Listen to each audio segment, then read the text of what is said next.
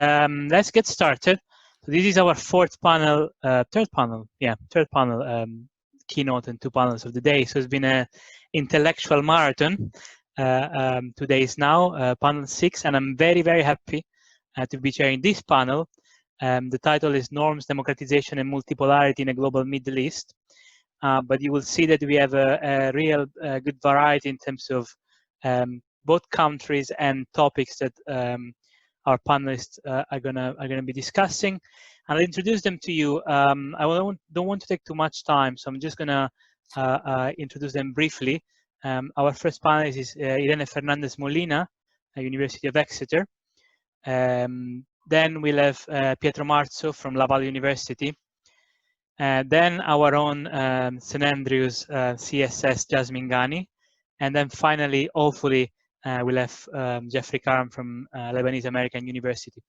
Each of the speakers are going to have 15 minutes, not 5. 15 minutes, and I'm going to message you when there are 5 minutes left, and then increasingly more threatening messages as you get close and after your allocated time, but I'm sure it won't be needed in this particular case.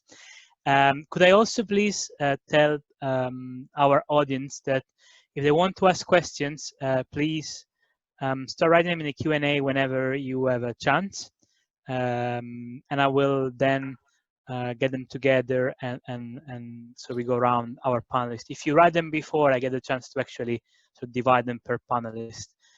So without taking any more time, I'm gonna pass the microphone to Irene Fernández-Molina for her presentation. Thank you, Irene. Thank you very much. So just a question, are we doing the Q&A right after? Yeah, we're doing it after, if that's okay. So yeah, sure. Cool. Thank you. Okay, so thanks very much. Thank you for having me in this great panel and conference. I'm going to try and launch my my presentation.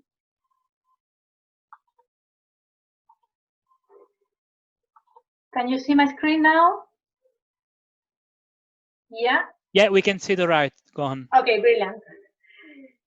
So the title of this paper I'm presenting here today is International Socialization in Reverse, ? This is work in progress. This is something I'm trying to make sense of at the moment. And the subtitle is The Change of Course in Morocco-EU Relations. I became interested in this topic for 2 reasons. On one hand, I was intrigued by a quote in particular that you have here in the presentation, a quote from the Moroccan King Mohammed VI in an African Union summit in 2017, where he said that his generation of African leaders was a new generation who were acting with determination, firmness, and conviction without worrying about being rated or evaluated by the West. And I became really intrigued about this last bit about being rated or evaluated by the West, because if you know something about Moroccan foreign policy, this was quite striking in view of the behavior of the country in the past 2 decades and even in times of Hassan II. So this came in the context of quite widespread perception of Moroccan disengagement from the European Union in particular. So this reference to the West, in my view, was directed towards Europe rather than the United States or other actors. Then my second reason for starting this research project was a more theoretical one. I had been working a bit on the concept of international socialization, and at this point I realized that there was almost nothing written on how to envisage international socialization in reverse here, or the reverse processes of international socialization. So at a time when more and more people were talking about the crisis of the liberal international order and declining normative influence of well, not just normative, but declining power and also normative influence of various Western actors. It seems that we didn't have a clear understanding of what happens when international socialization processes go back or go in reverse gear. I had a look at the literature in sociology and social psychology, which is where international relations took this concept from. And I found that there's nothing like a concept of desocialization. The only references to desocialization came in a package with resocialization, so referring to processes of desocialization and resocialization, which was quite interesting. And then I also took into account another concept more in the field of European studies, which is the concept of de-Europeanization that's been more widespread in the past few years, and it's been applied to both processes happening inside the European Union, for instance, Brexit, as well as processes relating to the EU's relations with other states and international actors.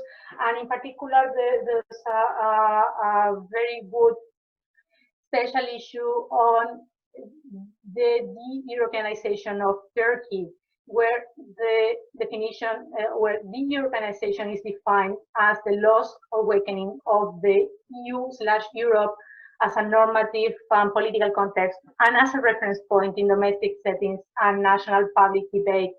That was quite close to my intuitive understanding of what might be happening in the case of Morocco.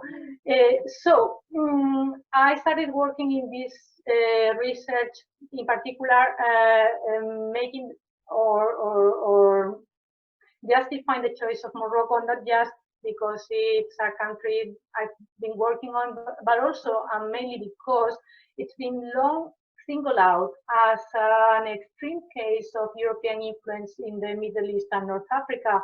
It's always been seen as the most advanced partner of the EU in the Southern Mediterranean. It got a so-called advanced status in 2008 and so on.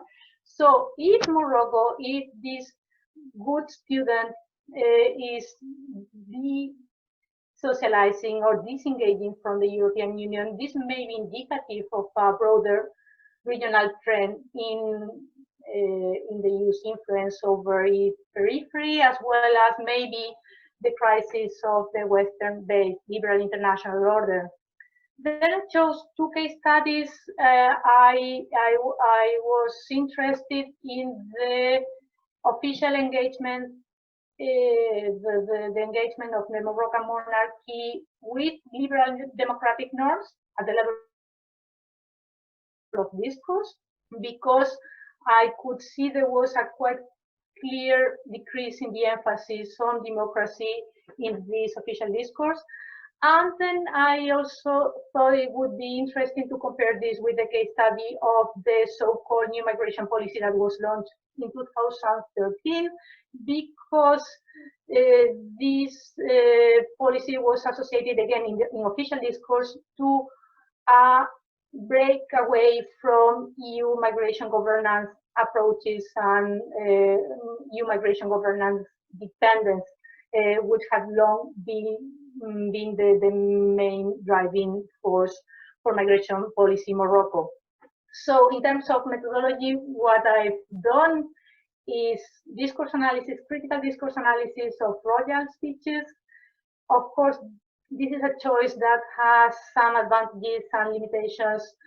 It allows, I think, to very nicely capture normative socialization, the socialization of norms, but not the socialization of practices or other types of international socialization. And it's very good for the macro level, the level of official discourse at the highest political level, sorry. But it doesn't allow for smaller levels of analysis to be studied, or for the implementation of norms to be considered. So these are the limitations, but I still think that discourse analysis of project speeches is quite productive for this type of research. So maybe just a couple of words about the concept of international socialization, its limitations, and how I think it can be revisited in light of recent scholarship and development. This is a concept that was introduced into IR in the 90s in order to better understand processes of international political change driven by the influence of structures, the international system in the first place, over units or actors, i.e. in the first place, states. The implications, the sort of built-in implications of this concept can be, in some cases, problematic. It's very important to take them into account. First of all, international socialization happens in a context of structural power asymmetry, can be hierarchy, hegemony, or highly institutionalized international environments. Both of these conditions apply to the relationships between the European Union and its southern Mediterranean neighborhood. Another understanding, bit more problematic understanding of the process of international socialization is a very unilinear, one-way, and teleological view of change. So the outcome in most of the literature on international socialization and international norm dynamics, the outcome is a positive, the internalization of a positive norm, positive, usually liberal norm by the socializee. This comes hand in hand with a very clear, distinct liberal bias, and also with Western-centric and clearly colonial connotations. So this is how the concept became widespread in some constructivist higher scholarship. I think it's still productive for analyzing a number of phenomena, but it has to be revisited, reconsidered, taking into account some of the development. I have already mentioned the crisis of the Western-based liberal international order, including material and normative dimensions. Secondly, we have to take into account and make justice to the agency of the socializees. Thirdly, we have to get rid of this false dichotomy between rational choice and norm dynamics, because inductively, based on my research, what I've seen is that social and strategic interactions are always interwoven, and there's no pure norm dynamics that don't have any strategic or rational or strategic rationality or rational choice motivations whatsoever. And then finally, I think it's important to think of other forms of international socialization that are not limited to norms. So I think there can be something like international practice diffusion or practical international socialization. And this is a distinction I'm trying to develop. So moving to my case studies.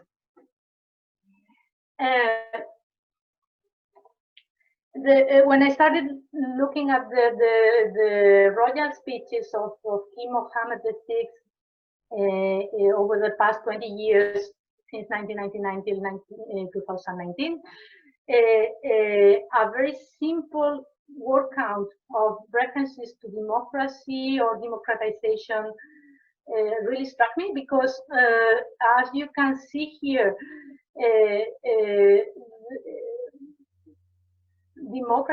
democratic transition was the name of the game for almost the first decade of Mohammed VI's reign. On average, it was referred to over 15 times per speech. And then suddenly, references to democracy dropped to only 2.5 on average from 2008 onwards. And here I see that there was a very clear turning point, and this is something I've been trying to explain later on. So this is a very rough, basic word count. Now, when it comes to the my discourse analysis, how do I make sense of the Moroccan engagement with democratic norms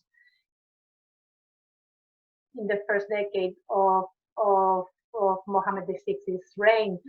I think that the main mechanism from what the international socialization literature proposes, the main mechanism at play was role-playing.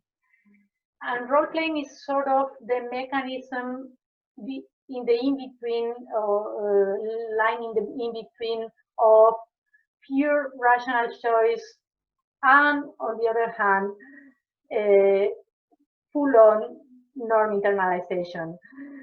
Role-playing is about the logic of appropriateness, doing what is supposed to be right, but in a very particular setting and with a very particular set of strategic constraints. So it's a sort of mixed logic. And then more in particular, my discourse analysis, let me see the chat, 5 minutes, you can see.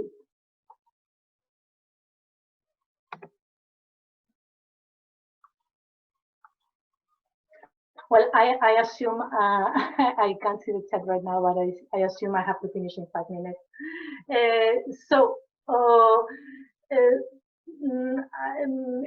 No, Irene, sorry, it was 5 minutes, about 5 minutes ago, so you got other couple of minutes. Sorry. So, you got other couple of minutes. I didn't realize Let's that. make it 3 minutes and you have a deal. Okay, I'll try to wrap up in 2 minutes, sorry. Two particular forms of engagement with democratic norms I have identified. First, what I call strategic norm acceptance, and then secondly, and more importantly, strategic norm localization. I think that the second, the latter form of engagement prevails because of a continuous emphasis in royal speeches on the Moroccan ownership of liberal democratic norms, a so-called Moroccan model. So I think norm localization prevails. But both of these forms of engagement have a very strong strategic component, especially in relation to the EU, because they were in line with Moroccan foreign policy objectives at the time of getting the advanced status with the European Union. And then in the second decade, what I find interesting is that this disappearance of references to democracy has to be related, or seems to be related to changes in the Morocco-EU relationship, and especially two turning points, 2008 and 2015-16, when there was a bilateral crisis. So I call this strategic norm contestation by omission, because the norms of the liberal democratic norms are not questioned, but they disappear from official discourse. And yeah, I think I'm going to stop here. If you have any questions, I can give more details or examples of this, of my discourse analysis later on in the Q&A. Yeah, sorry to have to interrupt you there, Irene. It's just, no problem at all. I just didn't realize that I didn't see the chat, so I thought I still had another part. No worries. Thanks for your presentation, and could we now move on to Pietro, if you are ready? If you could share your screen, and Irene, if you could stop sharing yours and your presentation. Yeah, trying to. Yeah. Okay, so I'm going to start with the. Can you see it? Yeah, perfect. Thank you very much. 15 minutes for you as well. If you could keep an eye on your little box there, Yeah. where I'm going to tell you 5 minutes and 1 minute. Thank you very much. Sure. Thanks, So Pietro. thank you for giving the opportunity to talk and to present my paper. Actually, two little premises before starting. This is a working in progress project that drew from my research at the doctoral, from my PhD that focuses on the international dimension of Tunisia democratization, where I also research on the impact of German political foundation in Tunisia since the Ben Ali era and then after the revolution. The second premise is that I apologize in advance if for the poor structure of the PowerPoint, if there is some typing error, because next Friday I have my defense, the doctoral defense, so it really absorbs a lot of my energy. So let's start with the presentation. German soft power in Tunisia democratization. So, okay, I have to. Just to give an overview of the presentation, I firstly go to stretching the concept of soft power to the effect that it might produce on in a democratic transition. Then I will discuss the German civilian power and the German public diplomacy strategy abroad. Of course, I will focus on the German action on the Maghreb region. And third, I will outline some of the data I collected during my fieldworks that are still in process, but it can give an idea of how my theoretical framework is translated into data. And I'll show also how I will provide some data from a survey that show how the impact of German foreign policy and German soft power is really finding appreciation among Tunisian public opinion. So just to give a bit of context why I believe that this research is it might be worth, can tell us something. A lot of scholars recently, after the outbreak of Arab revolts, have focused on gain and losses of traditional state actors in the region. US, France, Russia, Turkey, Saudi Arabia, Egypt, and how this state and how the rivalry between this state affect national politics in third country.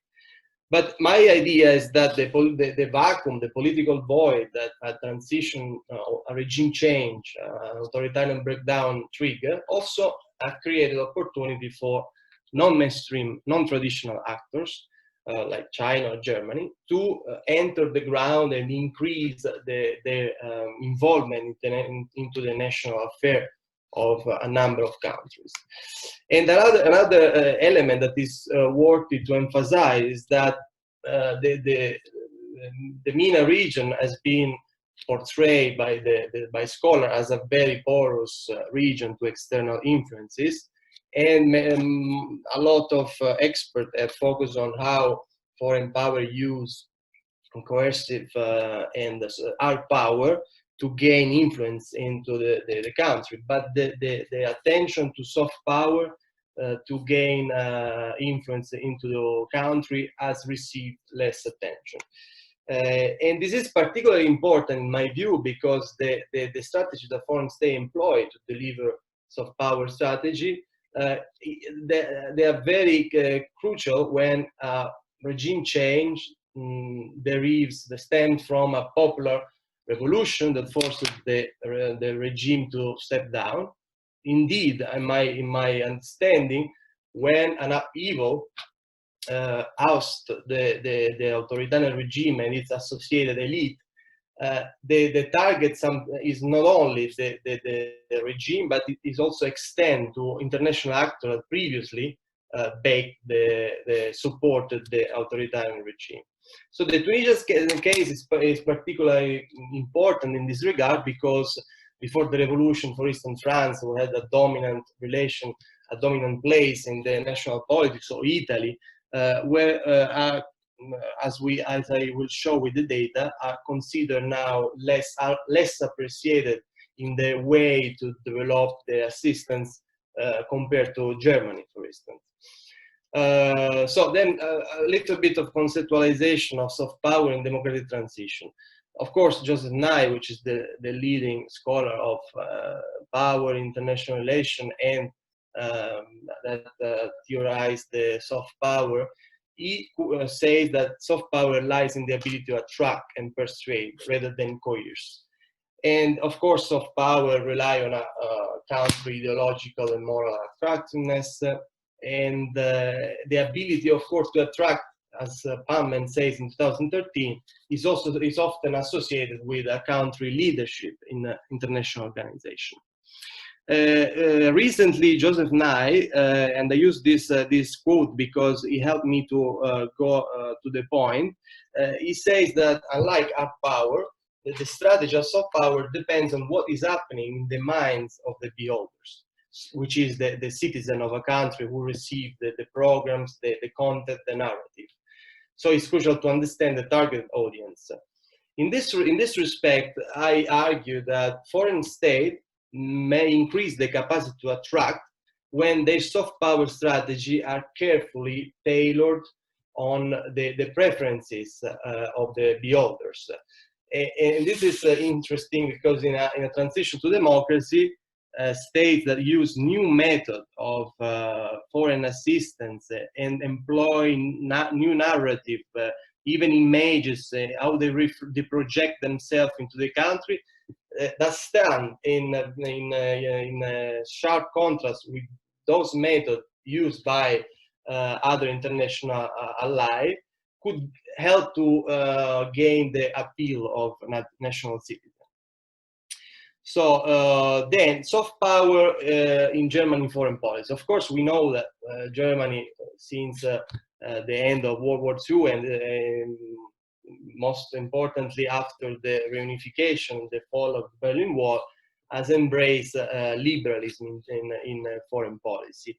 And as Peter Katzenstein argued, the German approach to power emphasized the practice and the soft element in the way it is delivered. So German foreign policy aimed at civilizing the international relation, as Jonas Wolff said, by replacing the military enforcement of rule with the internationalization of socially accepted norms, so politics based on legitimacy in the foreign policy. When it comes to look at the role in the Maghreb region, of course, as I said before, the political void that the regime change and the political transition, especially in Tunisia, because it's the one that unfolded quite smoothly, and the citizen also rejection for international cooperation with foreign states that employ a neo-colonial approach still today, such as France or even Italy, to a lesser extent US, but also US, this neo-colonial approach of lecturing people in the programs of assistance, open room for the involvement of Germany in the region and to implement their program. And this was centered on promoting intercultural dialogue through education, promotion of civil society, and mutual exchange, dialogical exchange, as I would say in a while. I add here a report from Oxford Analytica in 2016 that state that there is a widening fracture between what Germany wants and what other regional players want in the Maghreb and in more broadly in the Middle East and North Africa. Now let's go to the data that I want to lay out to back up my argument. So the first actors that I will dig in is the German political foundation. German political foundation are independent NGO that have a independent agenda. They deliver an independent agenda on the ground, but at the same time they are affiliated, or they reflect the values of their affiliated party in Germany. For instance, we have the Konrad Adenauer, which is the German foundation affiliated with the Christian Democrats. We have the Friedrich Ebert, and so on and so forth. Right now in Tunisia, we have 6 German foundations: Konrad Adenauer, Friedrich Ebert, Heinrich Böll, which is the Green Party, the Friedrich Neumann, the Hans Seidel, and now in 2015 also the Rosa Luxemburg, which belongs to the Communist Party, the leftist party in Germany. These foundations were on the ground already during the Ben Ali era, and in a way they helped him to, as using the Stephen Heidman words, upgrading his authoritarianism. Because when Ben Ali took power in 1988, 87, he praised the role of the foundation because they helped him to show this liberal facade, that he was welcoming a German foundation and international actors to because he considered them harmless to his own power. But German foundations on the ground created, argued, the unintended consequences of upgrading the authoritarianism, because they start to support political debate among groups of political activists. They bridge people, and they develop partner of trust with national citizens. Their approach to the assistance is quite dialogical. So I say that they employ an horizontal method of assistance. They enter the ground. They propose to national partners their ideas. They agree on the agenda to be delivered to the partners. And this is really appreciated by Tunisia compared to the very vertical and top-down approach that France, for instance, had in Tunisia, continue to have. One of the very interesting programs that the German Foundation delivered in the aftermath of the revolution, based on the pattern of trust that they built before the 2011 revolution, is multi-party or single-party training. So they literally gathered, especially Hans Seidel Foundation, they literally gathered groups from different political parties around the table, and they simulate, especially with young politicians, simulate a political debate like they were in the parliament. Later on the transition, they are delivering single party training to training new politicians. So this is very, very important, and it contributes to the professionalization, I would say, of political party. Then they also connect a group of civil society that works on similar topic. Another actor that is delivering soft power strategy in Tunisia is the Goethe Institute. He also had a very open and dialogical approach based on sharing culture and mutual expression with Tunisia. And this is, for instance, from an interview I had with the director of the Goethe Institute. She said to me, "Je propose des ateliers, des workshops pour des jeunes architectes. Et j'invite des architectes allemands qui viennent ici et travaillent avec les Tunisiens." So she was emphasizing the fact that in the end, they say une approche horizontale, pas de relation verticale comme des autres acteurs. Means an horizontal approach, and rather than a vertical one, like other actors. And the reference was clearly to France and other, and she didn't say clearly, but was this. And this is interesting also how the institute project its image in Tunisia. Of course, this is the Goethe Institute. I took this picture from, I think, from Google. It's not from my picture, but you can see that for instance, the gate is open, the door is open, and even in my own experience, when I went to interview the Goethe Institute director, I could walk in without any security check. I stayed in the hall, looking people talking. There was a very relaxed atmosphere in the inside. And this is, for instance, the British Council, that look like more an embassy. Of course, it responds to security measures that every country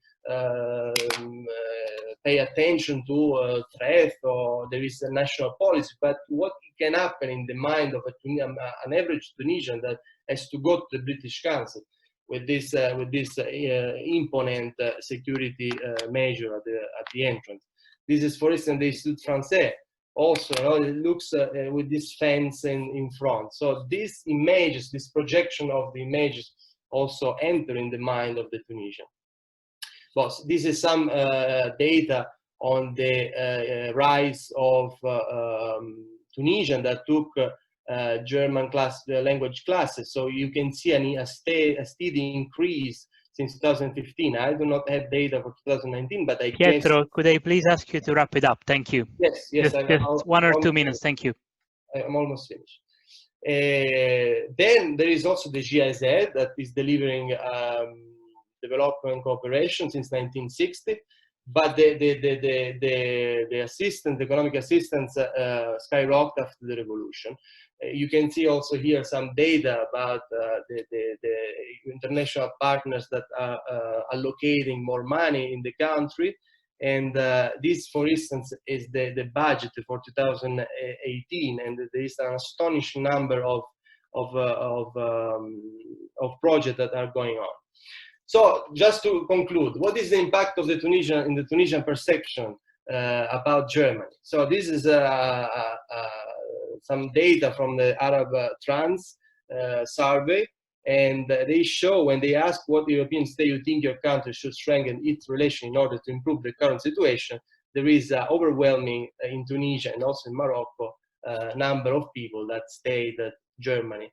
So it shows the perception that Tunisia are giving to Germany. So just to conclude, Germany, in my view, and this is of course an argument I'm developing, so I need to review a lot of things, but in my view, Germany's soft power strategy in Tunisia is succeeding precisely because it breaks with mainstream approach of foreign assistance. It remains to be seen how Germany will transform this influence into asset for its foreign policy and domestic policy. Does soft power serve our challenge? These are question marks I will investigate in the future. Okay. Thank you a lot.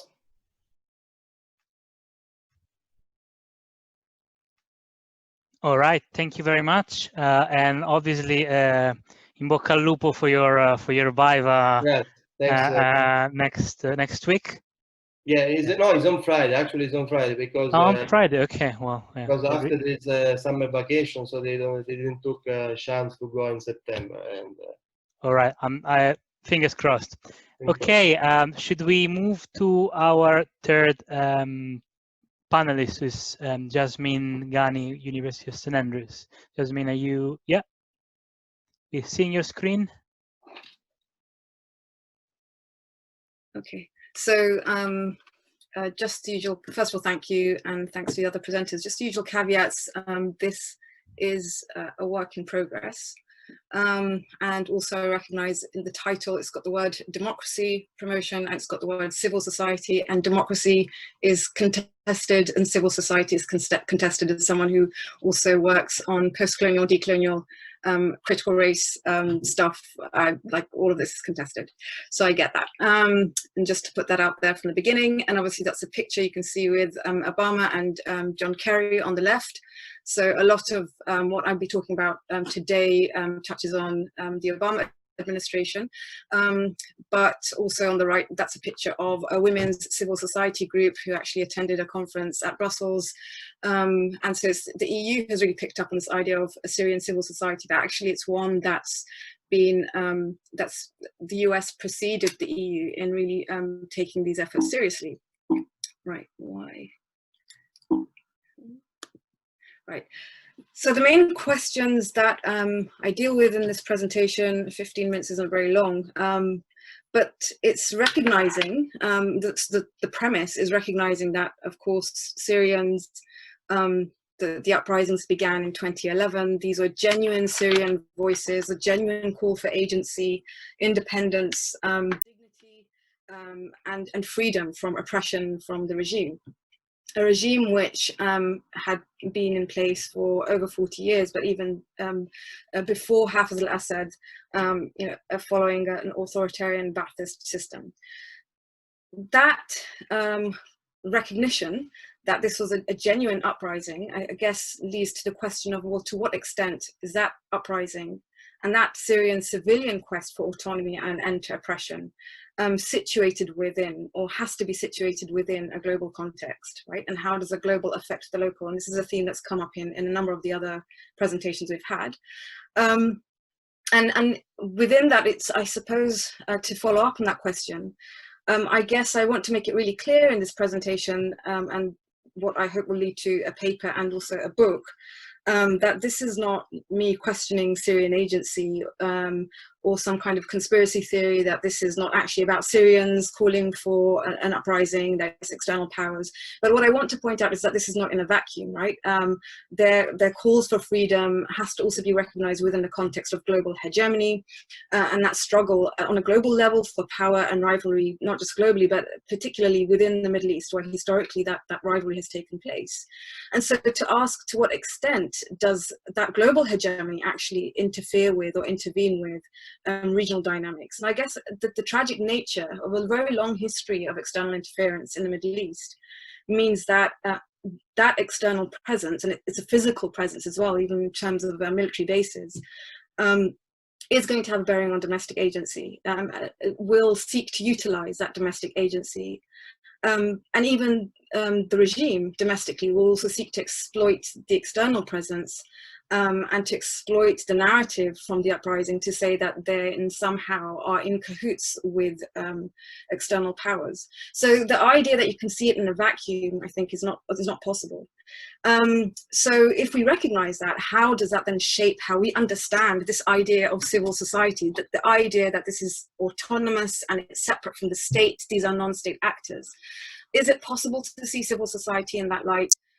And I also, this doesn't really come up in this presentation, but we need to ask the question, to what extent is civil society, even as a concept, it's derived from a liberal ideology, and therefore it's always going to be constituted by it, regardless of where you see this movement around the world, or is there going to be an attempt to co-opt it? So that leads to the final question, that with all the calls for autonomy, local agency, and in which civil society is supposed to represent, can it exist without external backers, especially if you're talking about a context where you didn't previously have a thriving civil society, you didn't really have that repertoire of contention against the state? Where do they get their funding from, right? You need to be able to finance yourselves if you're going to develop civil society organizations. And if they do have funding, what does that mean for autonomy? So in terms of the global context, we can't really look that far beyond the United States and their global hegemony for over 50 years, at least in terms of at the peak. And here I've mentioned, forgive me because I do actually, all these ideas are development of ideas from my book in 2014, but which I followed up with a couple of chapters since then, as they're all kind of leading to this culmination, which I hope will be the second book, which is very much a follow-on. That first book took things up into the year 2000, 2001, looking at US-Syrian relations, and particularly looking at the role of ideology in characterizing that very hostile relationship. The book mainly looks at Syria's ideology in terms of Arab nationalism, anti-hegemonism, anti-imperialism. So I was really interested in May's work because it feeds into a lot of the ideas I discuss in the book. But with this next project, I put the spotlight a lot more on US ideology. And here I also bring in Julian Go's book. And so one of the questions I asked in a panel yesterday, it sort of comes from this, which is a question I've been asking myself. Can we look at US hegemony not just in a structuralist light, but actually within an imperialist ideological light? Julian Go does do this with this book, his 2011 book, and he actually identifies three different types of imperial activity, which I find really useful for thinking about US activism in the Middle East. So he says that first of all, you might see imperialism manifested as a direct colony or preservation of the existing situation in the country they've colonized territorially. A second manifestation of that imperialism would be, yes, direct colony, but not just preserving the status quo, i.e. letting the indigenous people just carry on as they were, but actually tutelage, right? So sort of training the locals to emulate or mimic sort of Western values and Western systems, similar to what they try to do in India. Or it might look like informal empire, where actually there's not territorial control, but you do see that tutelage taking place, and you see a lot of emphasis on economic subservience via trade and also economic aid, right? So there's a lot of dependence on the colonized entity on the United States, or the imperialist actor. And so I would argue in the book, in my book, in the 2014 book, that the US, when it was in its stage of ascent, imperial ascent, in the Middle East, it really demonstrated that third case, that third scenario. And particularly where you see they were faced with a dilemma, where Syria was occupied by the French between 1920 and 1946. And towards the end of that period, Syria was calling for external powers to actually support their uprisings against the French occupation. And because the United States had been quite vocal in criticizing the French and the British for their activities in the Middle East, a lot of Middle Eastern actors or the local people felt that the United States might support them in their goals for anti-imperialism and for independence. Now, for the United States, what they had typically done is actually supported Europe. Or they just sort of took over where the European powers left off. So this posed a real dilemma for them, because the locals are actually turning to the US for this support. So what they did was they sought to the third model that I mentioned, so economic subservience and informal empire rather than sort of direct colonization. So they offered lots of aid packages to the Syrians. They offered the Syrians after independence to join the Middle East Command. They actually specifically tailored a program called the Point 4 program for the Syrians. Interestingly, the Syrians utterly rejected all of these options. And that told the United States quite early on that they could not attempt this sort of tutelage and economic subservience with Syria as they had done with a number of other Middle Eastern states. So that's the sort of historical context, or that hostility between the United States and Syria. For the United States, it was also a bit of a blow to their efforts to sort of spread at least alignment with their ideology, especially during the Cold War in the Middle East. And so it very firmly for them bracketed Syria as a satellite state with the Soviet Union, even though that actually wasn't accurate. What we see, though, is for the United States that obviously imperialism is couched in language of democracy and freedom, and particularly in terms of helping other states in their project for gaining democracy or freedom. So actually they're quite acutely aware of the need of maintaining that image. So I don't have much time left, but let me now bring that up to 2011. And so I think some of that work that I've done, archival work that I did on the US responses to Syria in the 1940s and the 1950s, with the context of the ideological Cold War, I find it really a really interesting comparison with what's happening in 2011. Kind of a similar situation, not exact, where Syria was asking for US help to support local uprisings, this time not against an external occupier, the French, but actually a domestic, their domestic regime they considered as a local oppressive actor. And so the United States were faced with kind of similar dilemmas, except it wasn't in this context of imperial ascent, but a context of imperial decline or descent.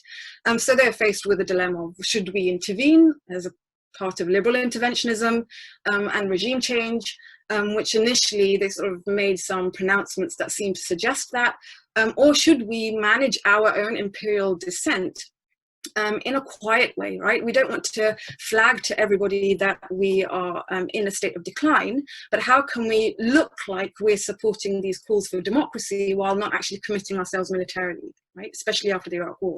And this features, sort of ties in with Adam Quinn's argument about declining politely. So initially there was a miscalculation by the United States that they thought that the Assad regime would fall, so that it would be quite easy to actually align with this idea of democracy promotion without having to do much work, but then realized they had miscalculated the situation and then faced with this dilemma where we don't really want to have to take action after Assad had actually crossed this red line of using chemical weapons. How do we respond to the need to show that we still support democracy promotion? And that's where the economic aid comes in very quickly, very rapidly. this is a part of a wider discourse and literature, a really excellent book by Sheila Karapika on political aid and Arab activism, but a lot of the work that's been done there is focusing on Egypt and a number of other countries, but very little has actually been written about Western aid to Syria because of the hostility that exists there.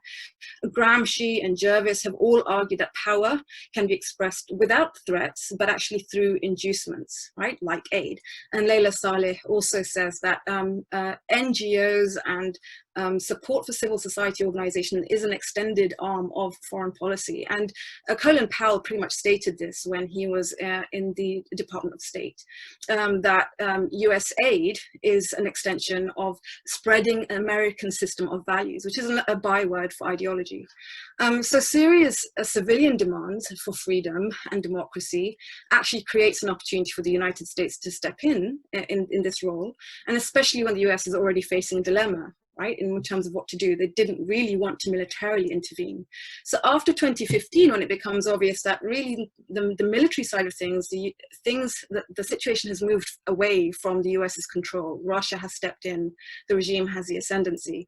So post 2015, they really invest a lot more in supporting civil society capacity building. And so this is based on quite a lot of interviews that I did with the State Department, USAID and US NGOs in 2017 when I was doing fieldwork in Washington, DC.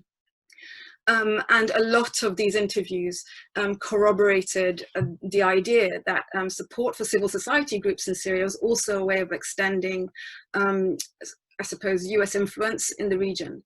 But it was a lot more nuanced. It wasn't a case of like, this is an imperialist project. And there was also a lot of recognition for Syrian agency. There was a lot of respect for Syrian agency. A lot of the people who were the intermediaries knew Syria very well. So actually a lot of the way that influence works is quite covert and masked, even from the US perspective. It's not as obvious as we might think. So this is a very wordy slide. And just it's a list really of some of the NGOs that have been working with Syrian civil society groups, some of them even prior to the uprisings, like the project MEPI, the London-based Barada TV show, which was broadcast across Syria. Millions of dollars pumped into the US NGO Democracy Council, which actually funded Syrian exile groups, but also within Syria after 2011. Whitlock actually stated that this was a discrete collaborative effort between the Democracy Council and local partners. So they were operating on the ground. A number of the other organizations I mentioned who I interviewed, and interestingly, one of the Syrian sort of key figures of the Syrian opposition, or vocal member of the Syrian opposition, had said even before the uprising, so Riyad Saif said that about 20 of the Damascus Declaration participants so that took place in 2003, had actually denounced MEPI and a lot of US aid, saying that in fact it allowed the regime to exploit this as a part of their anti-imperialist propaganda or narrative, and arguing that any opposition was actually a form of supporting imperialism. So my time is nearly up, so I'm just going to conclude. Right. So I guess where are we now in terms of my presentation and what I'm trying to get across? The idea that any form of external aid needs to be interrogated, right? I mean, first of all, in terms of the US's role in Syria and since the Syrian uprising, we have to disrupt the idea that US intervention can only happen in military form clearly takes place in ideological and economic forms as well, and often is more potent in that way, right? Because it's not as easy to detect. And a lot of the locals, a lot of those who worked with NGOs mentioned this, that we don't really want to mention the word democracy or the big D word because it's really unpopular and everyone just switches off. So it's deliberately sort of quietist, right? And more covert. And so it can be more effective to some extent. And that's not conspiracy theory, that's a strategic. I think what this demonstrates as well is that we do need to interrogate as well, not just what US intervention looks like, but what we consider to be local autonomous agency. And again, this is not about saying that this is all a conspiracy theory. Like, I absolutely refute that. I think it's just about complicating the idea that local agency is something which is pure and isn't entangled with external actors. And if it is inevitably entangled with external actors, like, what does it do for how we define what autonomy and local agency means? I guess, yeah, my final point is, yes, the local is always entangled with the global and external. That's it.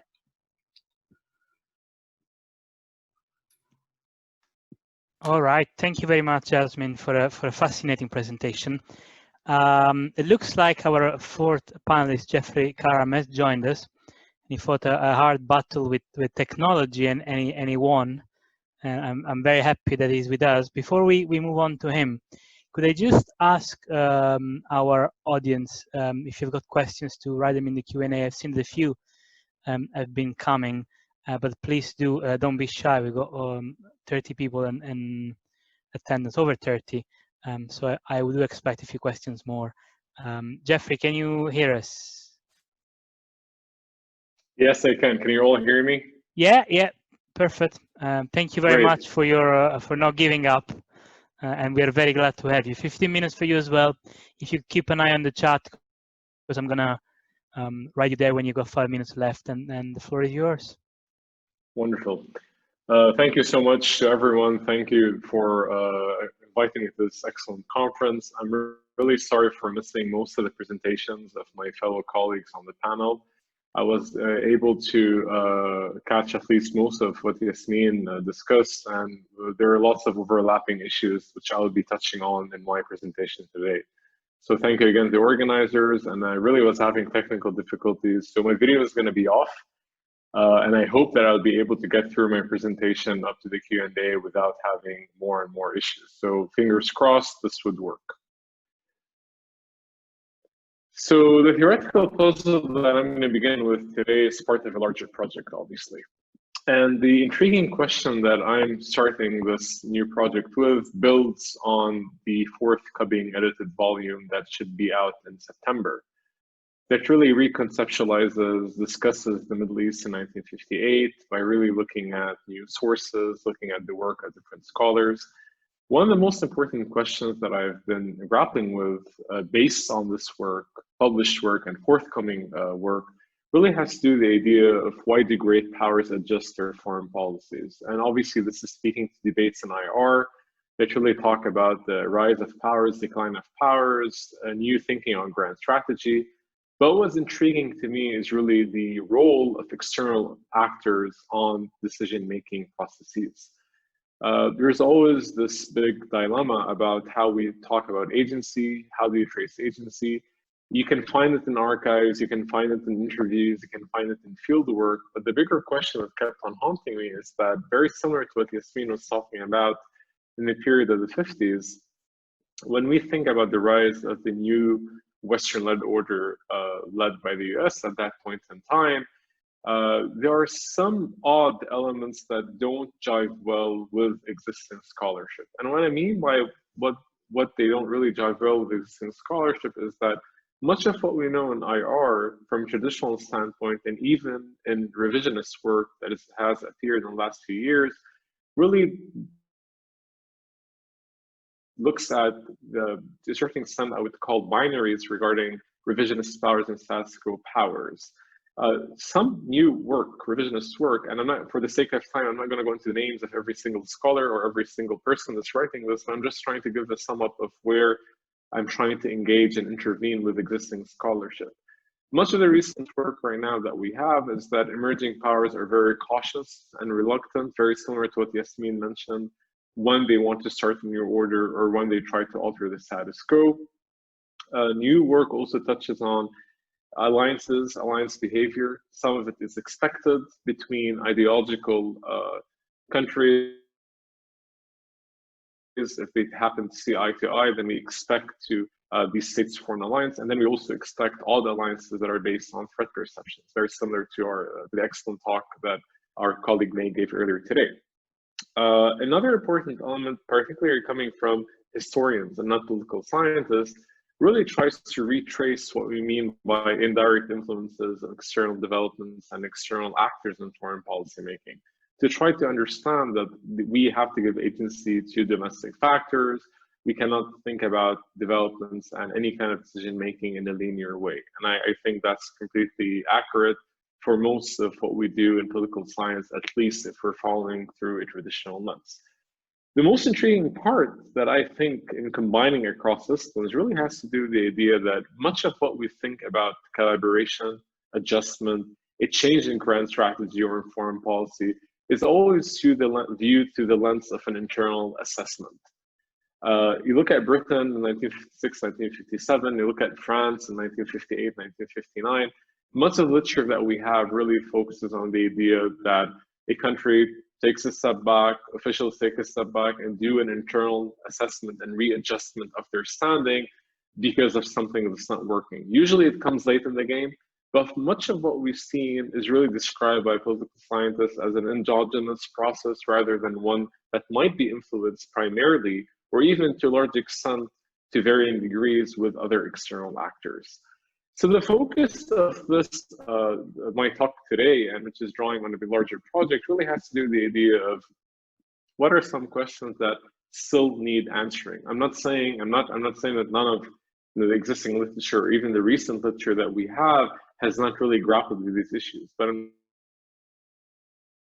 trying to mention here to what extent do we need to pay more attention to some of these questions that you see in front of you on the slide. How do you measure the direct and indirect impact of local actors, political actors on established powers or rising ones? How can you trace this agency? And particularly when it comes to my own work, how can I trace that agency if I'm trying to look at it through the lenses of diplomacy and intelligence in terms of how officials in these different capitals in the Middle East and North Africa and elsewhere are interpreting different developments, making sense of different processes like state formation, rise of authoritarianism, decolonization. What do they mean in terms of understanding this relationship? And most importantly, what I want to focus on is how can we understand these perceptions coming from different parts of the field, from these local actors, and to what extent can we really understand whether there's an influence or an impact on behavior. And that behavior that I'm trying to explain here really has to do with how a rising power or established power would seek to recalibrate their strategy or even try to adjust some of what they're trying to do in different parts around the world. The research focus right now, obviously, is looking at the early years of the Cold War. I'm not going to go into detail about the importance in the 50s. Many of us that are here today and are participating in this excellent conference, I don't need to really go over the importance of Suez or the importance of what happened in 1958 or the Yemen Civil War or what happened between the Algerian War for Independence, Revolutionary War, or going into all the different complexities of that region at that part of the Middle East, at that part of the decade in the early years of the Cold War. However, what's important to note here to bring this and make this more useful for our purposes and to stay within the time limits for the presentations, the obvious focus that we have is that much of the recalibration and reassessment of the Anglo-French order at that point in time is really rooted not only in British considerations and French considerations, but there is a completely different lens when one looks at the impact of the Algerian War for Independence and the Suez War. These issues have been tackled extensively by historians, but when there is a discussion in political science on changes in foreign policy or changes in grand strategy, these are often taken for granted. So yes, they're mentioned, yes, they're cited, yes, people make reference to the change between the Fourth Republic and the Fifth Republic in France really had to do with what's going on in Algeria, but it's never taken as an important variable, as an important intervening variable that really led to this reassessment, be it from Suez, be it from what's going on in Algeria, to what happened in Syria in 1957 and beyond, to the formation of the AR. Much of these events are basically, to a certain extent, dissected thoroughly by historians, but when it comes to work in IR, we tend to accept these important turning points as a given to understanding why we have elements of retrenchment, why do we have elements of active engagement, or why would we see no change whatsoever in foreign policy behavior. Another very important element that I want to touch on, and Jasmine also mentioned, really has to do with the idea of competition. And the idea of competition between the Western powers at that point in the region, when we think about Anglo-American competition, and we look at US mixed perceptions of France, much of the misperceptions that we have, and much of what we think the United States was trying to achieve in that part of the world between 56 and 59 and beyond, really has to do with their own perceptions of their standing, as Jasmine mentioned, for pushing for economic inducements, pushing for covert action, pushing for diplomacy, rather than brute use of force, as it happened later on in 1958 with the first massive military operation and intervention in Lebanon in July 1958. So what's important to keep in mind here, that much of the perceptions that we have in terms of how America looked at the British, how America looked at the French, when you dig deep into the archives and when you conduct field work in this part of the world, where I am right now in the Middle East, you will be able to clearly see the agency of many local actors on how these perceptions actually were shaped. And when I say these perceptions were shaped, much of what we think about pressure coming from different Algerian nationals, from the Lebanese opposition movement against the Chamoun pro-Western regime in 1957, 1958, all did make its way into the different archives and documents that we have. And any process tracing of decision-making would point to the added influence of these actors on how America perceived its own role and how it perceived the role of its allies. And the most important part that I want to focus on here is that much of what we think about that period is still figured through the lens of a very binary sort of war of global containment, in a way trying to limit Soviet influence, Soviet expansion in the region. But once we think about this through the framework of the realities of going really what our colleague also Asher realized today, and the title is actually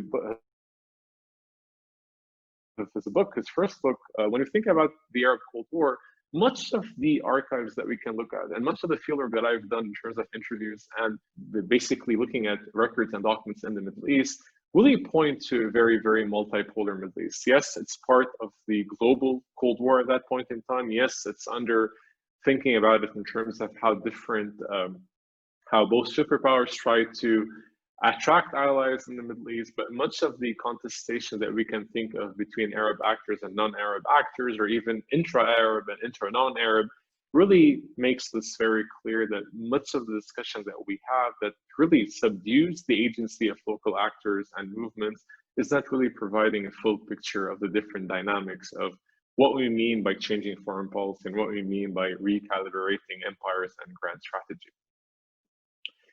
So the three important findings that I'm going to be touching on very quickly for the sake of time really has to do with the idea that any focus on what we mean by the recalibration of the Western-led order. And when I say Western-led order, I'm taking this in a way of talking about the change of power between the French, the British, and the Americans, really resulted from three important factors.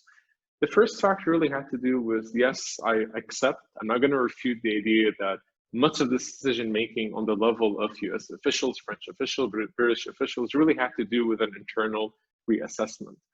However, but as I mentioned earlier on, when you connect the dots between different records across different continents, across different archives, across different spaces and time, across different languages, it becomes very clear that part of these perceptions and a part of the reassessment of this order really had to do with the idea that many local actors and movements had the agency and were able to influence how different officials viewed and interpreted different situations. The second important point that I want to mention here, and again, this is building on Jasmine, really has to do with the idea that the US was really on a gradual and cautious ascent. Rather than assuming that this was going to go in a very rapid and quick way, a completely altered style, much of what we have right now really points towards the direction that at least for a period of 2 years after the Suez crisis, America really tried to maintain this new order. In addition to Point 4 initiatives that Jasmine also mentioned, much of the discussion between 56 and 58 still centered on the need and the possibility of direct intervention. However, direct intervention, even only days before the actual dispatch of forces in Lebanon after the Iraqi coup revolution on July 14, we still see a very clear commitment to using covert action, economic inducements, and diplomacy. And this really runs counter to conventionalism and what we mean by the rise and decline of great powers.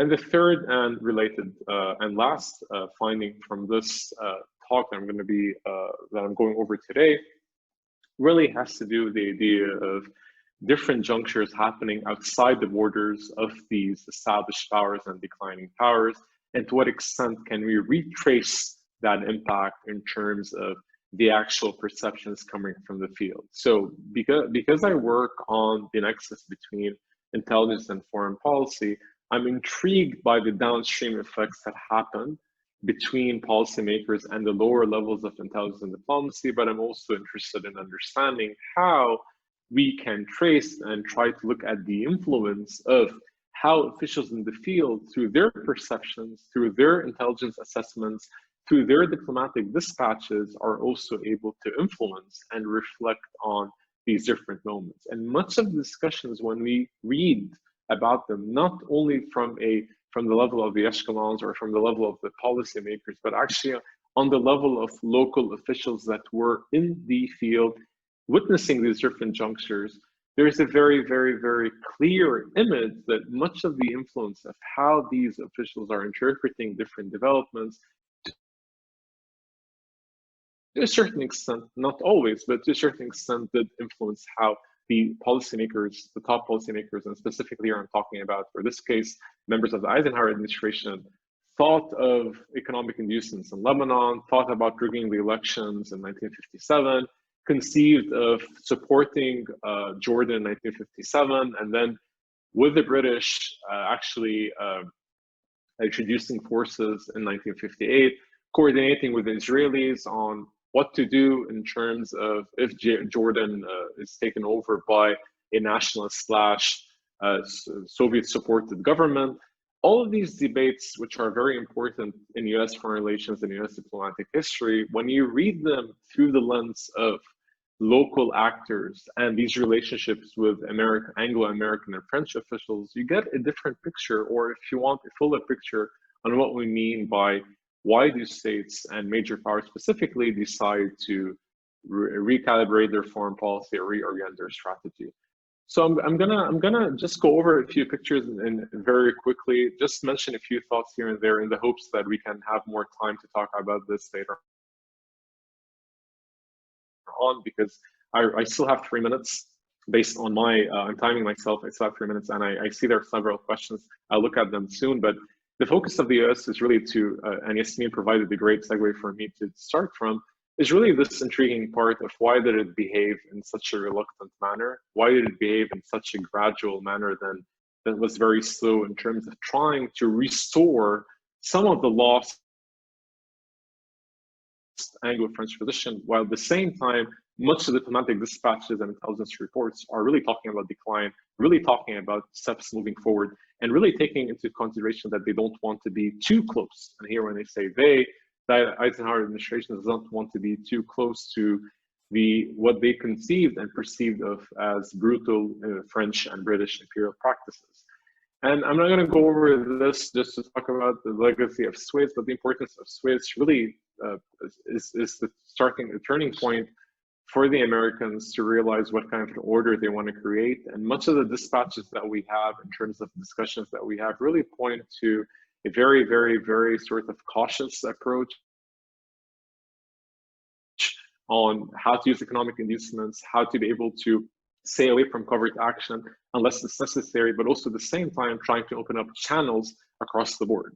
And when we're talking about channels across the board, this is not something that we would say was really a pattern that continued beyond 1960, but at least we can talk about a 2-year period that included ups and downs when it comes to how did America interact with different states, be it both in the pro-Western camp and those that were not directly aligned with pro-Western interests in the region.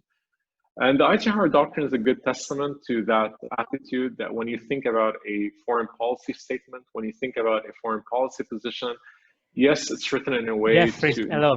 Sorry, could I ask you to wrap it up? It's Sure.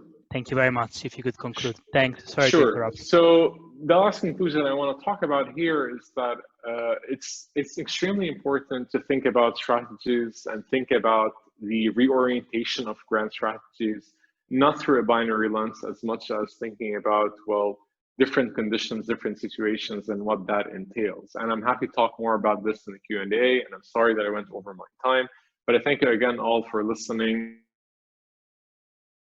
And I hope I was able to, I hope there were no disruptions because I've been having multiple technical issues. So again, thank you everyone. All right, thank you very much. Thanks for a very interesting presentation, and don't worry about going over with time. We sort of all do it, really. Okay, I'd have a lot of comments myself on these very, very interesting presentations, but I'm going to be very generous and unselfish and go with the questions first. We got a few for each of you guys. So I'm going to start with one from Aziz Al-Ghassian. It's for all of you, but perhaps I would ask maybe Irene if you're keen to answer this, because I think it's, well, partially your area of expertise, and also you were the first presenter, so we could start the way. So Aziz asks, many thanks for the fascinating presentations, he says. It's becoming clear that discourse analysis has been a very useful approach to understanding the nuances of the MENA. Do you think there is potential for Middle East-centric discourse analysis approach? In other words, can our attempts of understanding MENA produce a new discursive approach? And then this, I believe, is for Pietro. Good luck to your for your Viva. Irene, do you fancy these questions on discourse analysis?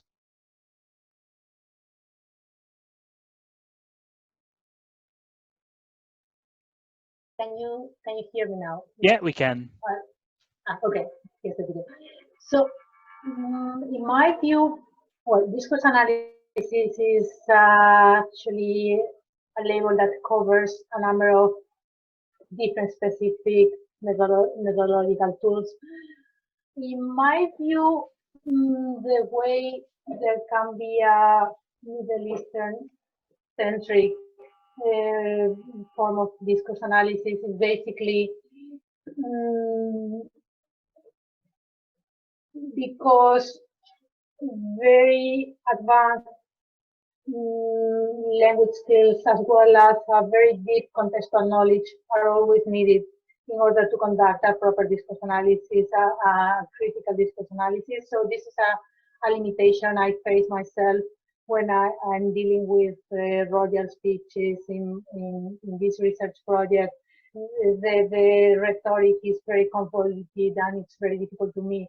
It's very difficult for me to fully understand everything in Arabic, so I have to use the official translations, although I double check things with the original discourses in Arabic. So I think that the main way, I mean, it's almost inherent to discourse analysis. You have to, you need to have a deep contextual knowledge as well as advanced language skills in order to master discourse analysis. All right, thank you very much. I perhaps move to some of the questions, and if the panelists want to add something to this particular point, very interesting point, and then they can perhaps do it as they're answering the questions. So I've got a few questions for Jasmine. I'm going to try to put them together. So the first one is from Asher Orkabi. There are actually two questions. Sorry. Yeah. So the first one, it's question for Jasmine.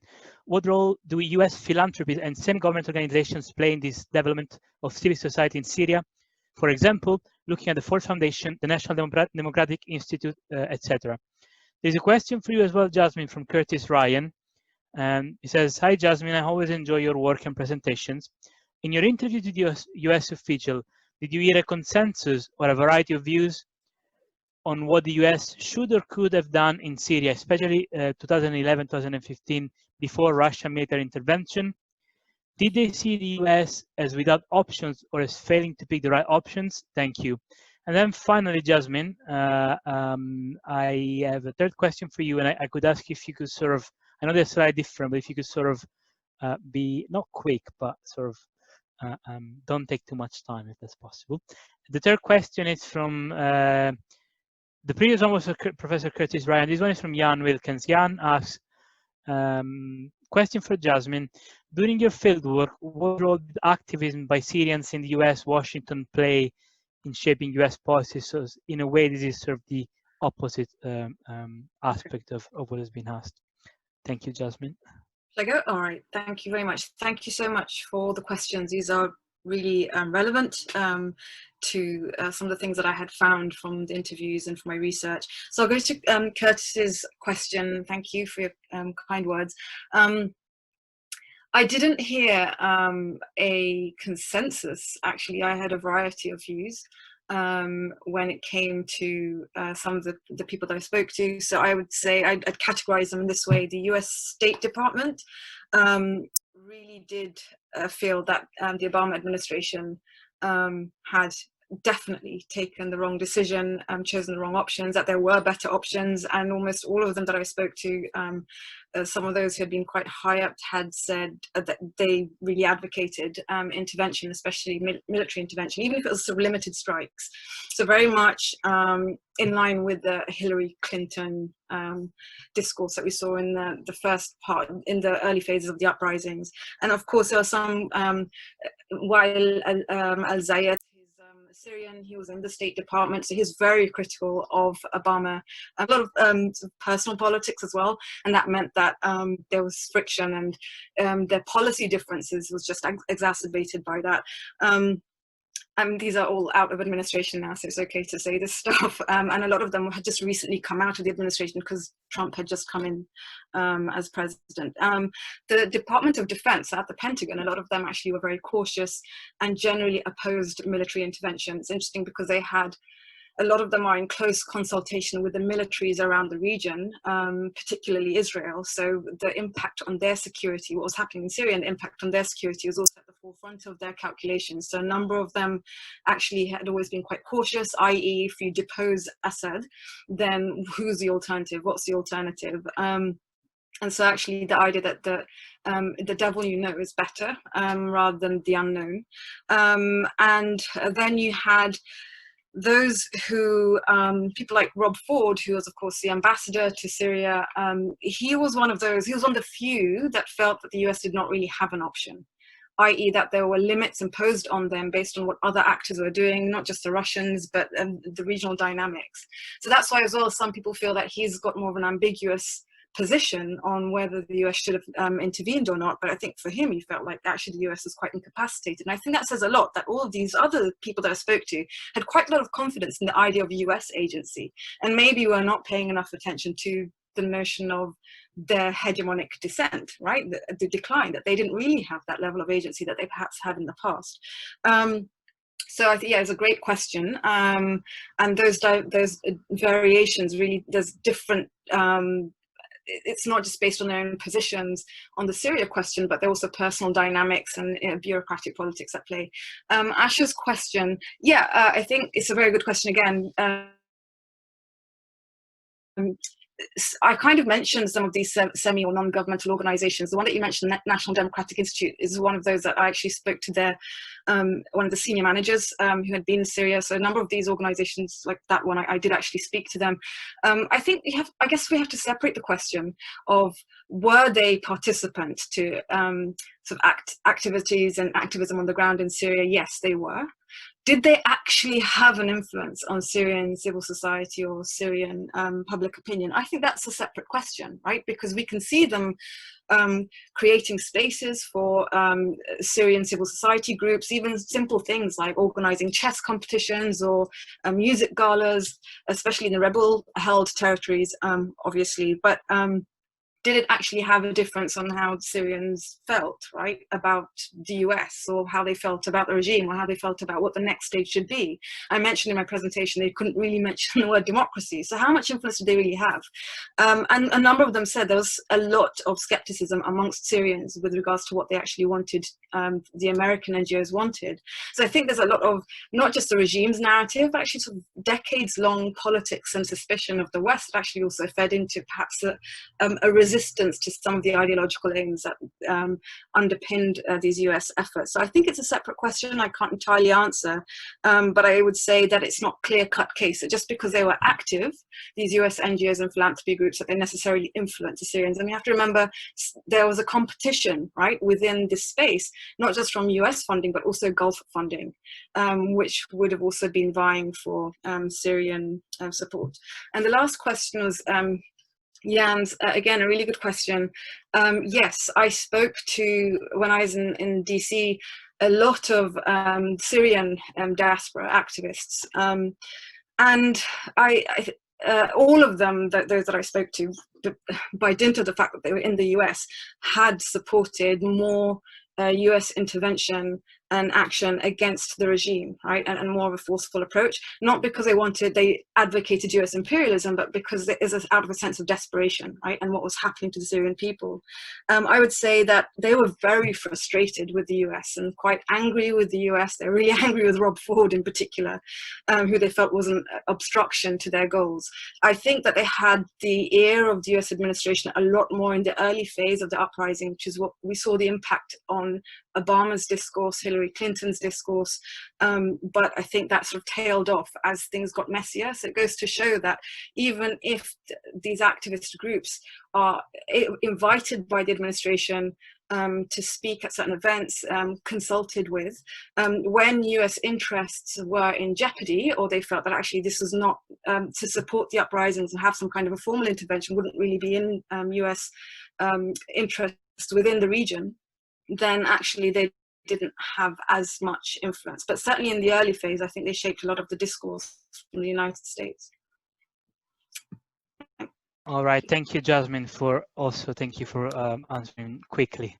I know it was a lot of content there, so I really appreciate.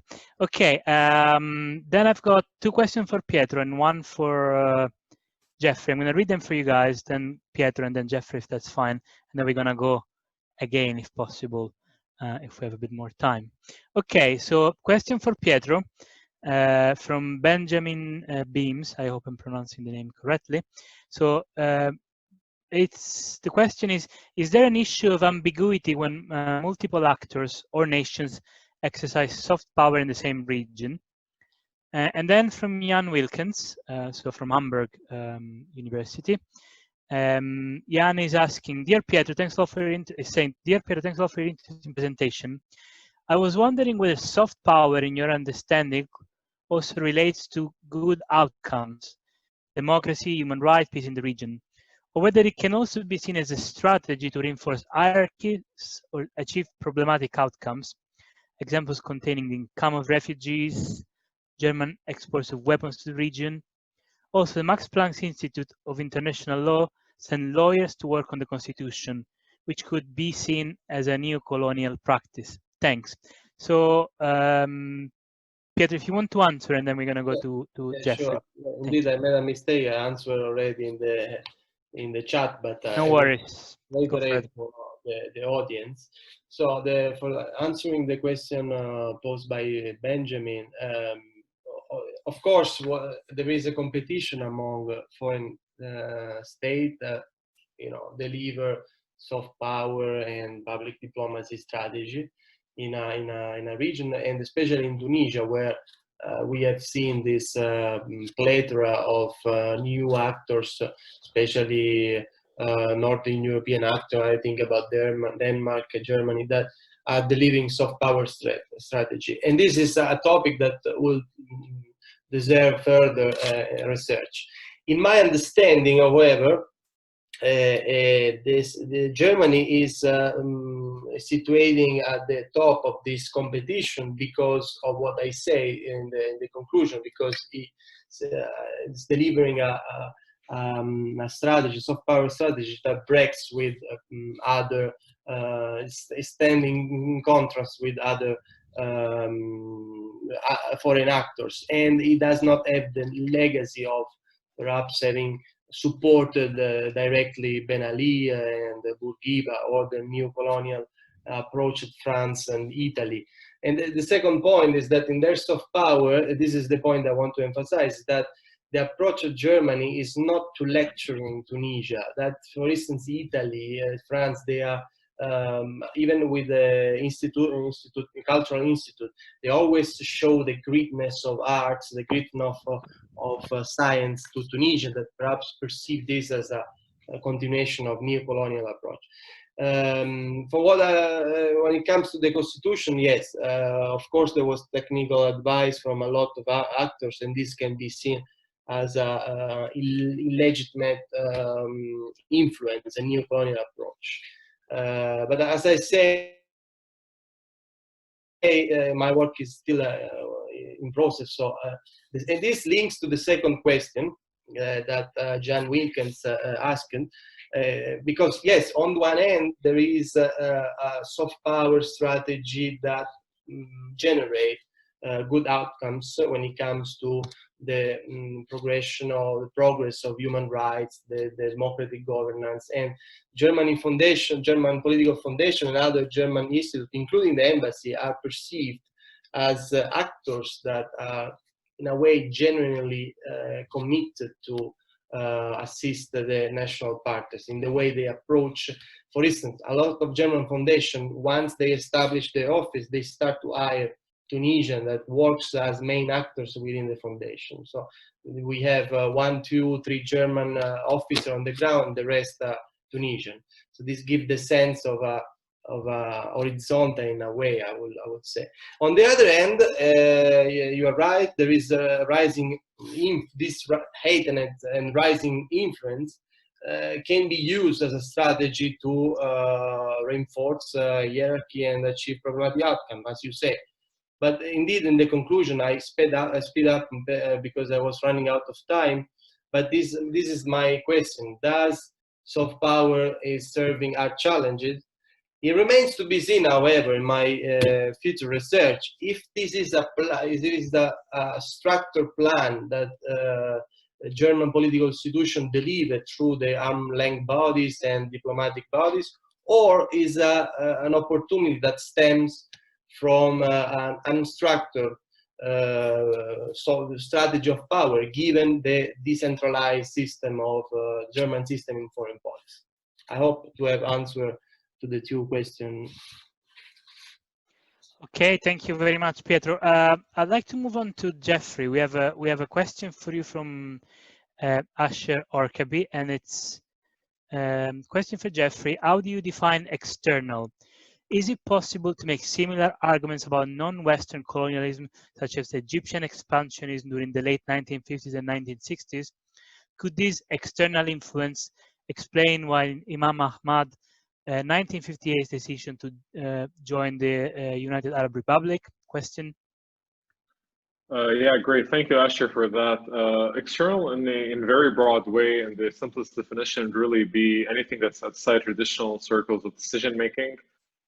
Obviously, that include lobbies, lobby groups, both is really looking at local, trying to understand political and basic that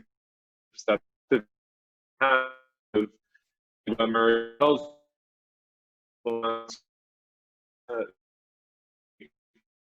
tracing and bringing more voice of often.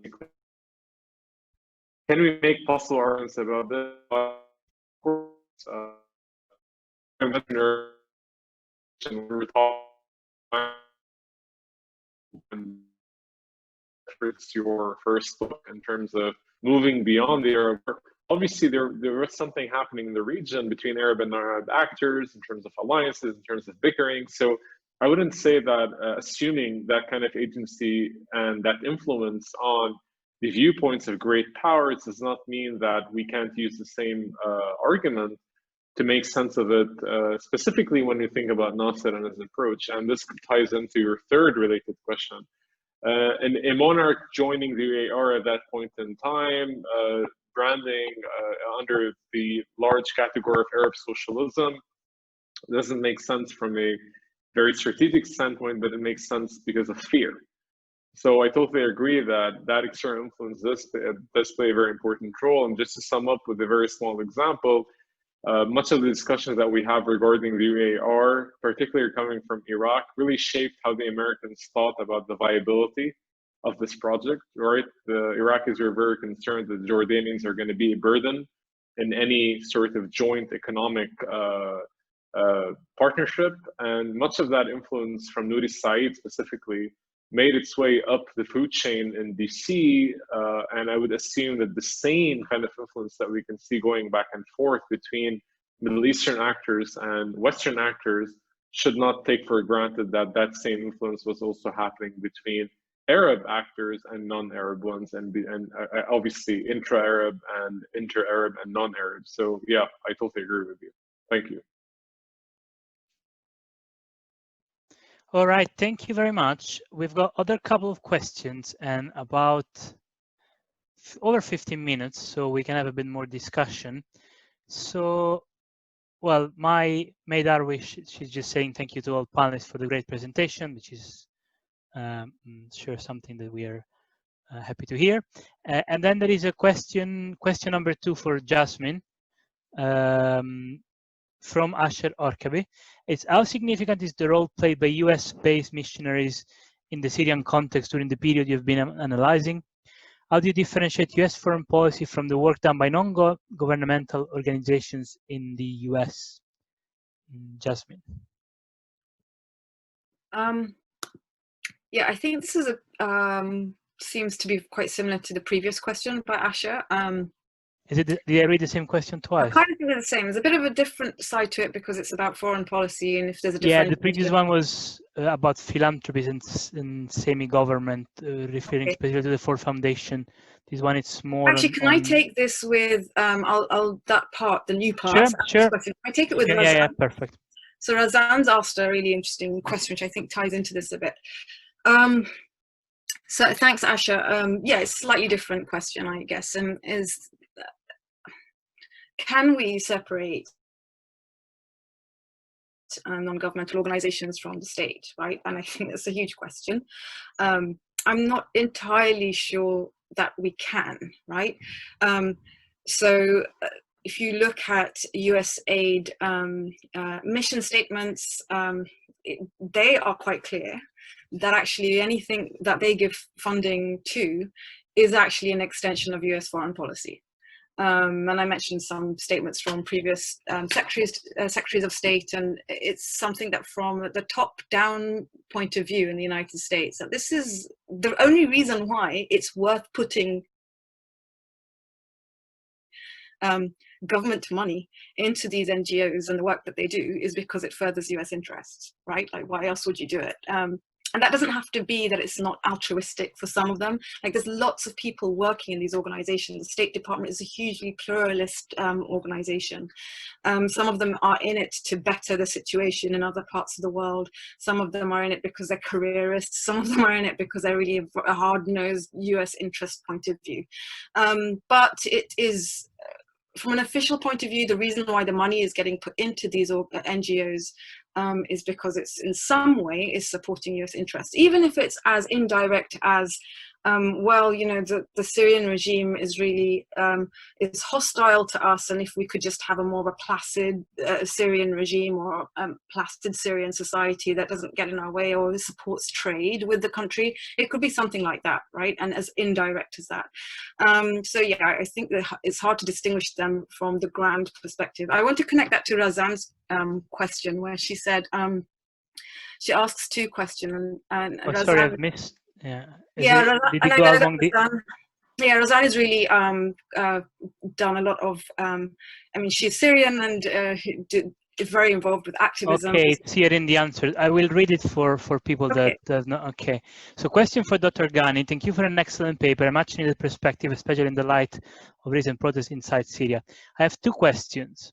The first one, how do you see the role of Syrian Americans in diaspora, civil society in shaping US foreign policy in Syria, no-fly zone, sanctions, and now Caesar Act? From a decolonial perspective, what is your advice for community organized inside Syria and in exile to resist, navigate these challenges and risks? And thanks for pointing this out, Jasmine. It's a very important question. That unfortunately, it jumped on the other column, so I had not seen it, but thanks. Yeah, no worries. Thank you for reading that out, Francesco. So I think those are really pertinent questions. And I do not have a straightforward answer to it.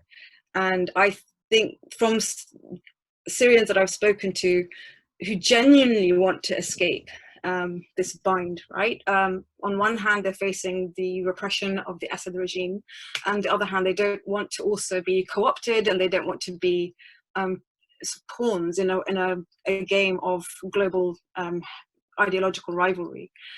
And I mean, that second question from a decolonial perspective, that's why, I mean, I said it right at the beginning, I think it's tragic. It's genuinely tragic. Syrians, but a lot of other similar movements around the world, is that, you know, if you want to, at a certain stage, you want to further your movement, then how do you resist the attempts, very insidious attempts to co-opt that movement and make it a part of somebody else's agenda? I mean, we can even see difficulties in that with the current Black Lives Matter movement, right? These are always with any grassroots organization movement, that's going to be a challenge. So I haven't got an answer for it, Razan. I think one of the ways is constant awareness, but also to be more cautious about where that money is coming from. And I don't know how this would be, but to think about sustainable efforts that are not reliant on the state, right? Whichever state that is. And that first question, gosh, you know, this box, things seem to move around, and I've lost. It's gone, right? Anyway, oh yeah. And how do you see the role of Syrian Americans in diaspora civil society? So this kind of ties in with Ash's question, but also Jan's question. I just want to make a correction, actually, if I may. I said, oh, almost all of the Syrian diaspora activists who had moved to the States are all in favor of military intervention. Actually, there was one who had not been, and he was a lot more sort of disenchanted and ambivalent, and he did say that he was somebody that was in Syria for longer, so he had started in protest against the regime for at least the first, you know, up until 2015 he was in Syria, and then he moved, whereas some of the others had left very early on. And for him, he said, you know, he felt while he was in Syria some degree of pressure, and this is only one voice I recognize, but some degree of pressure from the diaspora in terms of what they should be asking for and calling for. And he said, on the ground, we strategically felt that there are some of these demands were not right, or the timing wasn't right, but we kind of was sort of, the momentum carried us to a place which we didn't fully have control over, like who gets to control what's said and what's shared on social media, for example, especially in those early phases.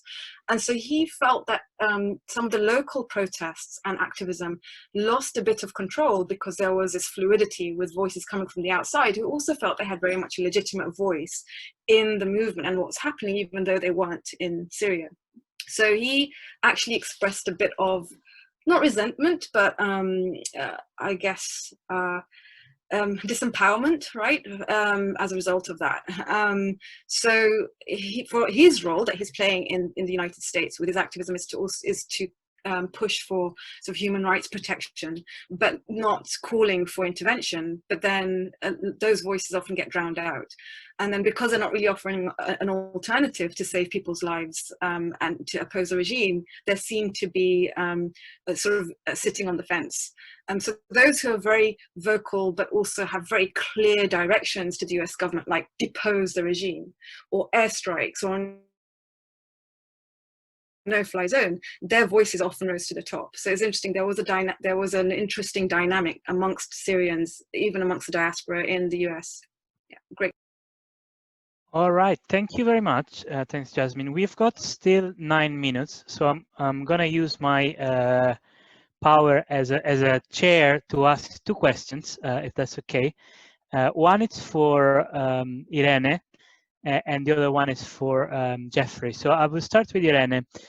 Now, this might be me not being a regional expert, certainly is, and not having much knowledge about the Maghreb. But while you were presenting, I was wondering whether, I know that your paper it's as a specific geographical focus, but whether there was something, or whether you got something out of this research that there was more broadly about EU approaches, whether this story it's unique because of the uniqueness of the country involved, or whether it was something which tells us something about maybe, yeah, I guess EU broader foreign policy towards the region. Irene.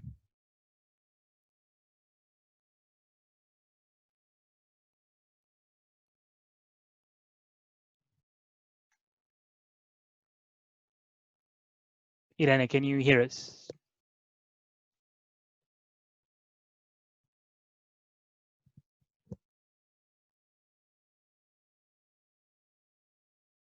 Looks like we might have lost Irene.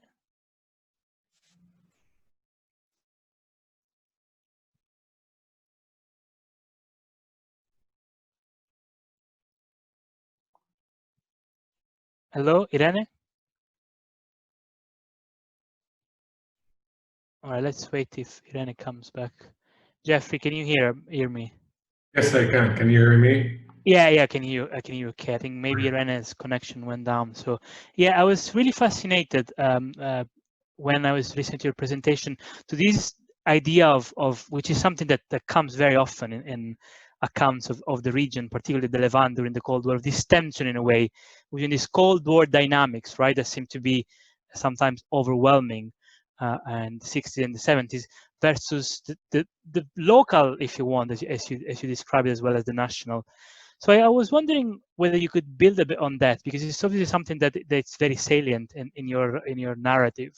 Is there a tension in the way we represent this particular historical phase between the sort of big Cold War, if you want, way we simplify things versus a more complex tale of local dimensions? And what would be your advice, since you've done research in this particular area and you've done historical archive research, for scholars working on these particular aspects to sort of avoid to simplify one dimension or the other? That's a great question. So the easiest answer is that historians have been for a long time talking about going beyond binary lenses, right? It's clear that we cannot think about it as if it's black and white. We have to really complicate what we mean by the processes of decolonization, state formation. From a political science standpoint, I think we're still behind. And the tension that you adequately describe, and I agree with you completely, the tension is really that whenever there's some kind of turning point, it either has to be framed through a Cold War lens, or it has to be qualified based on whether this is rational or not. So many articles have come up, for example, have been written on the 1973 war, right? And much of the literature that we have from political science really talks about the concept. Israelis thinking about whether it is even possible of actually the Arabs wanting to go for a war or not. When you read such accounts and then you look at the accounts coming from the region, it paints a different picture, but that's also embedded in the arguments that we have about rationality, or what does it mean to be smart, or what does it mean to be logical. So what I mean by that, to further qualify it, maybe it's not going to be revolutionary to find something from these local actors that's really going to change our understanding of what we mean by the Cold War. But at least it's going to bring to the fore these voices in a way of saying, well, some decisions that were taken, like we cannot think about the shift, if you want, in France between the Fourth Republic and the Fifth Republic without understanding what it means to look at the Algerian War for Independence and all the pressure that was happening within France and on France. But even though we tend to assume that, it's usually meant as an afterthought that's built into a bigger narrative. So my advice, what I tell people that are looking at the Cold War in a revisionist way, is that just by accepting to look at documents in different languages, for instance. Maybe they're going to be of value, but trying to explore if there might be an alternative take on the same exact point in time that occurred, right? How would, like Asher's question on Egypt and thinking about Nasser and thinking about the UAR?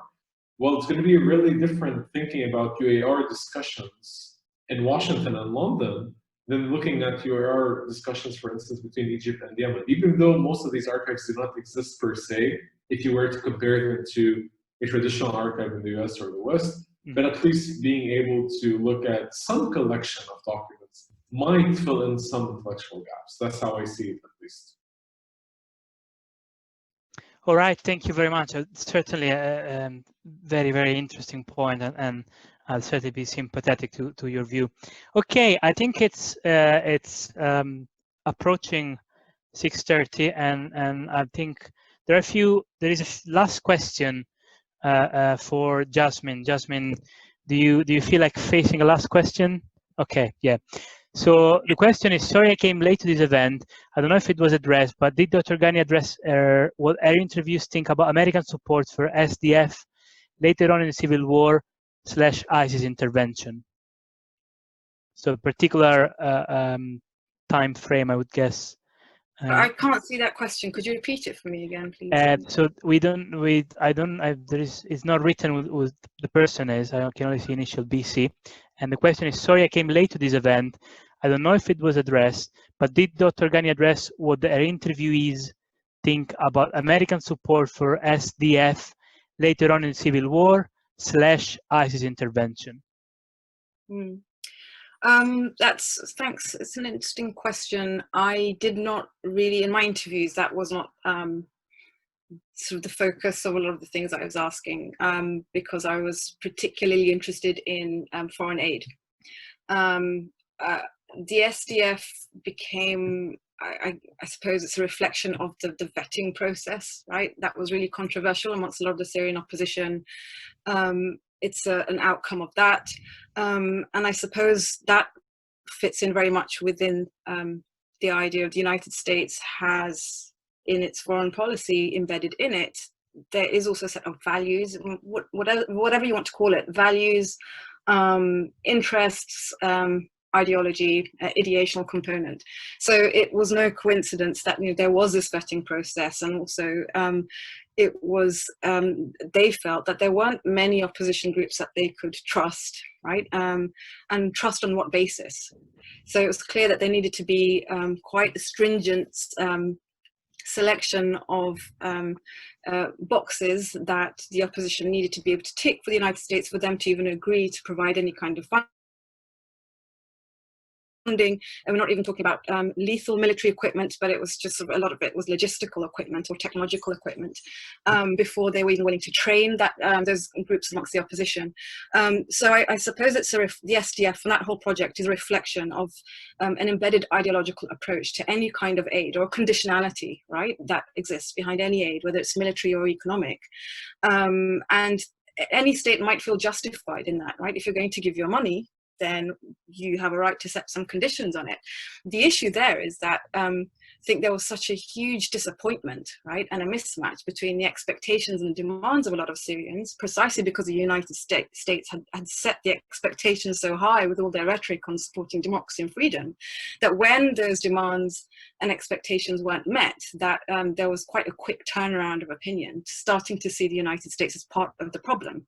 So because a lot of the opposition on the ground, and that's a really problematic term because I don't like using the word fragmented, I just would say that it's a very, it's a very varied and very pluralist concept, right? People come from very different perspectives and opinions and demands.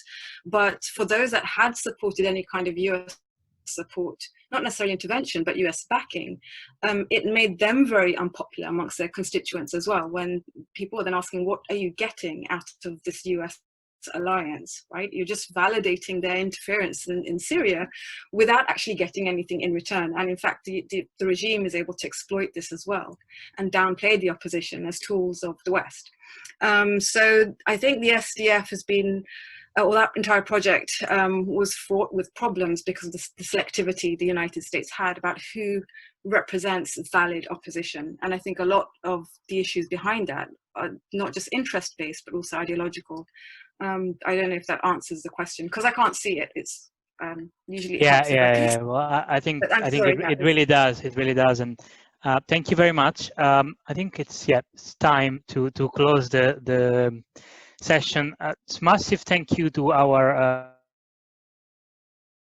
4 panelists that, despite IT issues and other problems, we had 4 fantastic presentations. Before we close it, could I just remind all our attendants that tomorrow we've got other 4 panels. So we started at 9. Plus, we have the bonus of closing remarks after the 5th panel. This will be Dr. Simon Mabon. So this is tomorrow at 6:30, if I remember correctly. I would like to thank everybody for a very good panel and for a very good day. Thank you, and we'll see you tomorrow. Thanks.